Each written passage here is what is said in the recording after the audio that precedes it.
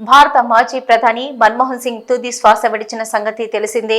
ఆయన మరణ వార్తతో దేశమంతా శోక సంద్రంలో మునిగిపోయింది.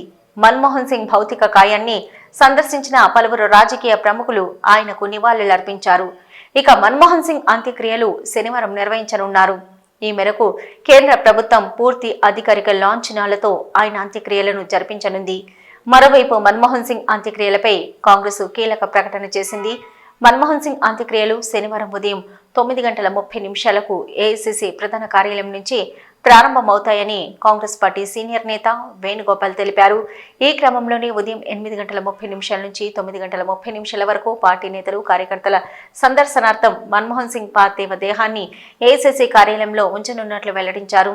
9:30 కార్యాలయం నుంచి రాజ్ఘాట్ వరకు అంతిమయాత్ర కొనసాగుతుంది. అనంతరం రాజ్ఘాట్ సమీపంలో మన్మోహన్ సింగ్ అంతిమ సంస్కారాలను నిర్వహించనున్నారు. అలాగే మన్మోహన్ సింగ్ గౌరవార్థం ప్రధాని మోదీ అధ్యక్షతన జరిగిన కేంద్ర మంత్రివర్గం సంతాప తీర్మానాన్ని ఆమోదించింది. ఆయనకు నివాళులర్పించేందుకు 2 నిమిషాలు మౌనం పాటించింది. దాంతోపాటు 7 రోజుల పాటు రాష్ట్ర సంతాప దినాలను కేంద్ర ప్రభుత్వం ప్రకటించింది.